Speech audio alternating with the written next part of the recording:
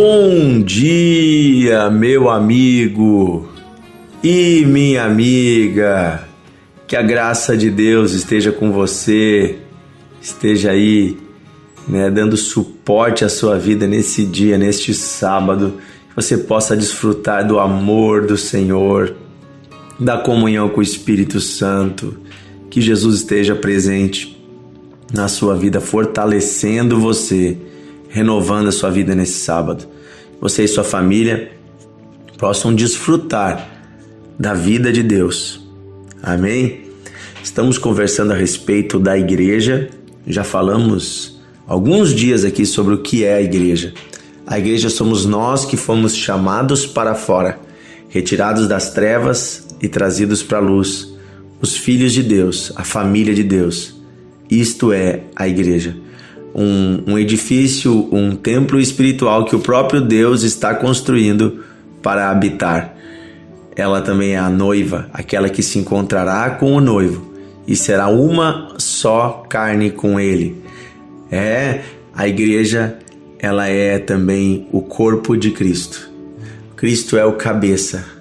Nós vamos falar mais sobre essa questão do cabeça e do corpo amanhã. Mas essa é uma figura também que a Bíblia apresenta. Cristo como cabeça e nós como o corpo de Cristo.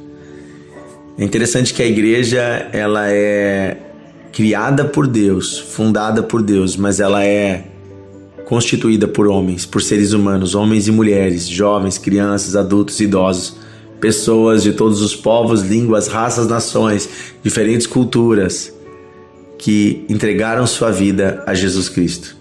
Então a igreja de Jesus não é uma denominação, mas ela é o conjunto de todos aqueles que creem em Cristo. De diferentes tradições e interpretações bíblicas, homens e mulheres que entregaram sua vida a Cristo compõem a igreja. É interessante que Deus uniu os seres humanos em torno da mesa da ceia, onde podemos cear. E todos os meses, mensalmente, milhões e milhões e talvez até bilhões de pessoas vão sentar-se à mesa da Santa Ceia. Algumas igrejas chamam de Eucaristia, vão participar do corpo e do sangue do Senhor. Todos que assentam-se a essa mesa com coração sincero fazem parte da igreja, o corpo de Cristo. Os filhos vão até a casa do Pai receber a refeição que o Pai preparou. Não é uma refeição qualquer, É o antídoto para o problema que nós mesmos causamos. É uma refeição completa. Eu me lembro agora da parábola do filho pródigo. O filho voltando com muita fome, andou longe do pai, andou no mundo, andou perdido, gastou tudo. A primeira coisa que o pai manda colocar roupas novas, mas a segunda coisa, o pai manda fazer um churrasco. Diz, matem o boi mais gordo, vamos fazer uma festa, vamos comer, meu filho está com fome. Deus tem alimento espiritual para cada homem e mulher, isso acontece na igreja. A igreja é esse lugar de reunião dos filhos, Já falei que a igreja não é um lugar, mas falando nesse sentido, a igreja é quando os filhos se reúnem para receber do alimento que o Pai preparou. Isso é muito importante. E hoje eu quero falar sobre mais um aspecto importante da igreja. Está em 1 Timóteo, capítulo 3, versículo 14 e 15. O apóstolo Paulo fala sobre um aspecto muito importante da igreja. Uma das missões da igreja. Ele diz assim a Timóteo: eu te escrevo essas coisas, Timóteo, esperando ir ver-te em breve, para que, se eu tardar, fique ciente de como se deve proceder na casa de Deus, que é a igreja do Deus vivo, coluna e baluarte da verdade. Eu vou ler para você esse mesmo texto na nova tradução da linguagem de hoje. Paulo diz então: eu escrevo essas coisas a você esperando ir vê-lo logo, mas se eu demorar, esta carta vai lhe dizer como devemos agir na família de Deus, que é a igreja do Deus vivo, a qual é a coluna e o alicerce da verdade. Coluna e baluarte, quer dizer coluna e alicerce da verdade. Quando construímos um edifício, um prédio, uma casa, precisa ter colunas, vigas e também precisa ter o alicerce. O alicerce é aquilo que está enterrado lá embaixo, que ninguém enxerga, mas que faz toda a diferença se essa casa vai permanecer em pé a longo prazo ou não. E aqui a coluna e o alicerce da igreja, que faz a diferença no mundo. A função da igreja, uma das funções da igreja, é trazer ao mundo o alicerce da verdade. A verdade não é uma opção à igreja de Jesus Cristo, porque o nosso Deus é verdade. O nosso Deus é luz, é caminho, é vida.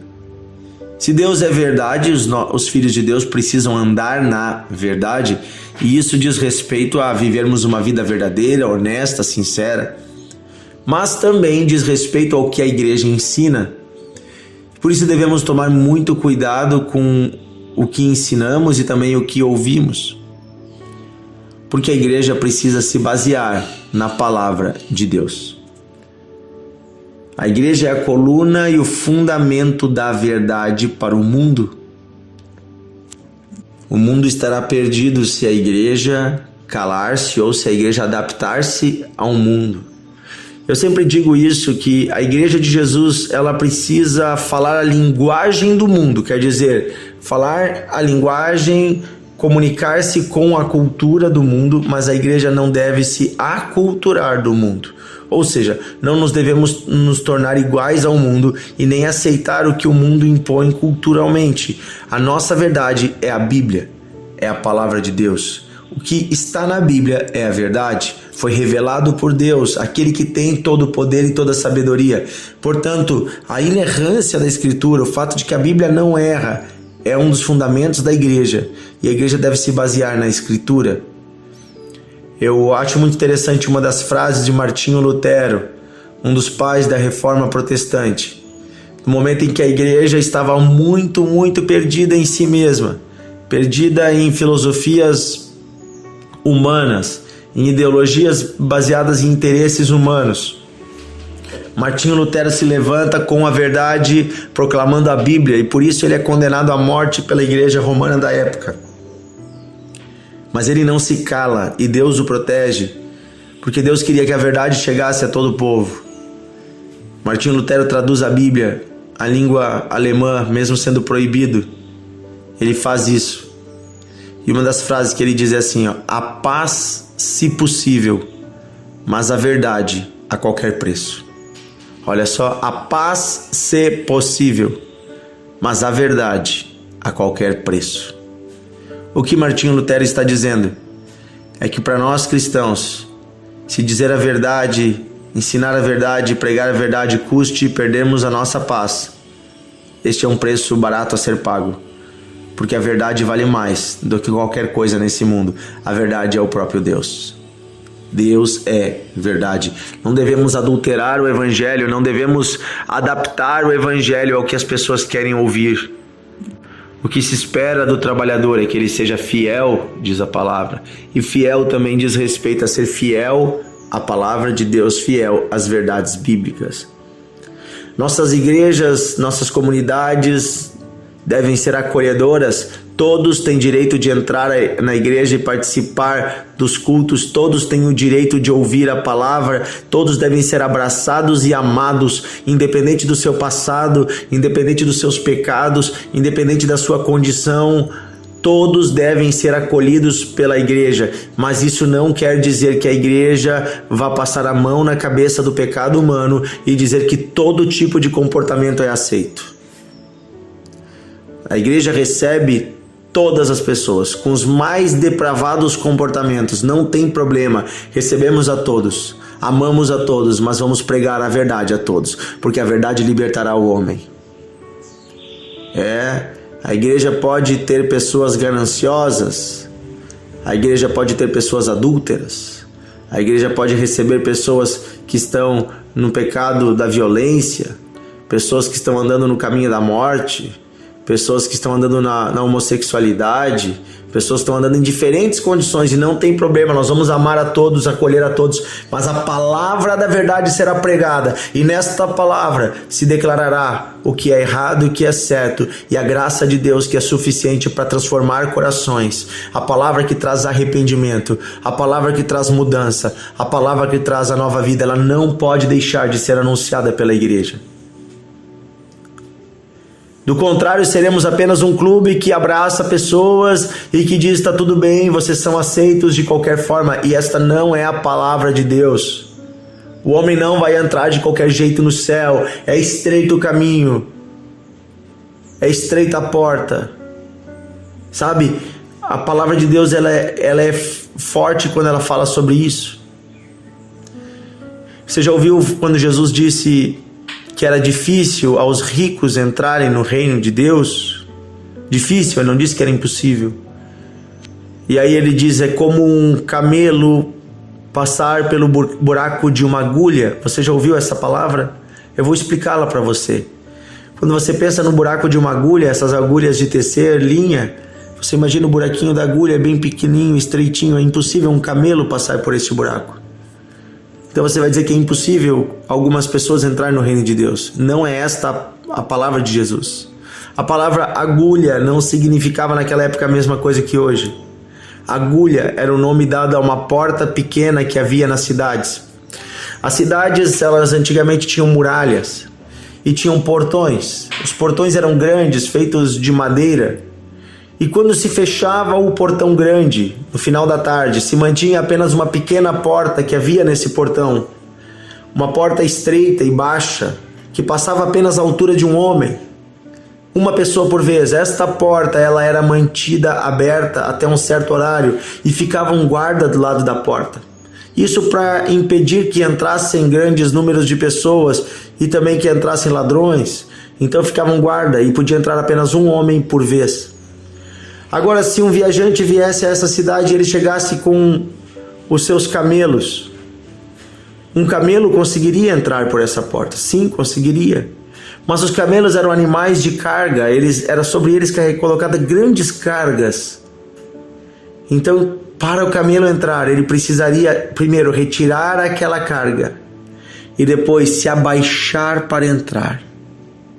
O camelo teria que entrar de cabeça baixa, agachado e sem carregar aquele monte de fardo de coisas que tinha nas costas. Assim, Jesus está falando sobre pessoas. Deus quer que todos entrem no reino. A porta está aberta, mas ela é estreita. Não haverá lugar para você entrar no reino de Deus carregando os seus pecados, carregando as impurezas, carregando a sujeira desse mundo, carregando o amor ao dinheiro. Não haverá lugar, não haverá como você entrar se você não se humilhar. Há uma porta para entrar no reino de Deus, ela está aberta, mas é necessário que o homem se agache e se humilhe para que ele entre por esta porta. E esta é a mensagem que a igreja não pode deixar de pregar, porque ela é a coluna e fundamento da verdade. Não podemos nos calar, não podemos amenizar as coisas, dizer que está tudo bem. É mentira, estaremos enganando as pessoas. O mundo precisa de arrependimento. Você precisa de arrependimento e eu também, todos os dias. Esta é a palavra da verdade. Amém? Vamos orar. Querido Deus e Pai, nós oramos hoje pedindo que a Tua igreja não venha se moldar a este mundo. Pedindo que a Tua igreja, Senhor, seja retirada, Senhor, deste lugar comum de uma fala de apenas bênção, de apenas isso, aquilo, de um Deus que apenas dá e não exige nada. Que a igreja volte a pregar o Evangelho, aquelas comunidades e igrejas que pararam de anunciar o arrependimento, que pararam de falar sobre transformação do caráter, voltem-se para Ti, sejam reavivadas com um avivamento verdadeiro, um avivamento de obras de transformação no coração do homem. Que estas igrejas sejam e essas comunidades sejam reavivadas. Como o Senhor escreveu às igrejas no início do livro de Apocalipse, chamando as igrejas à sua responsabilidade, eu peço que nesses dias o Senhor chame as igrejas à responsabilidade, para que o Teu povo volte a ser coluna e fundamento da verdade. Oh Deus, obrigado por aqueles aquelas congregações, aquelas comunidades, aquelas igrejas que têm mantido firme a palavra da verdade, que isso não mude, mas que o Senhor levante mais homens e mulheres com intrepidez para pregar a verdade no meio de dias difíceis, onde muitas vezes perderemos a paz, perderemos amigos, perderemos o conforto, perderemos cargos públicos, perderemos lugares de honra, se falarmos a verdade. Se esse for o preço, Senhor, estamos dispostos, porque o Senhor perdeu a sua vida, o Senhor entregou ela para que pudéssemos ser salvos pela verdade. Obrigado, Senhor, pela tua obra perfeita naquela cruz. Recebemos ela, os seus benefícios, e pelo teu poder e pelo teu nome decidimos anunciar o evangelho com mais coragem ainda nesses dias. Levanta uma igreja corajosa e uma igreja que prega a verdade. Levanta irmãos e irmãs que não adulterarão o evangelho, mas que anunciarão a verdade com amor. Pedimos isso, Pai, em nome de Jesus. Amém. Amém. Que Deus abençoe você, meu amigo e minha amiga. Que Deus fortaleça o seu coração. Que Deus anime a sua vida. Que você e eu possamos passar pela porta. Que você e eu possamos deixar para trás tudo que atrapalha e chegarmos a essa porta e entrarmos por ela. Possamos também trazer muitas pessoas a esse lugar. Em nome de Jesus. Amém. Oramos, agradecemos. Amém. Amigo, amiga, compartilhe o devocional. Envie para seus amigos, para as pessoas que você ama, para que elas recebam a palavra de Deus.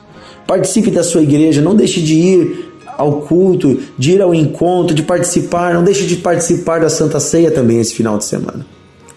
Um grande abraço e até amanhã.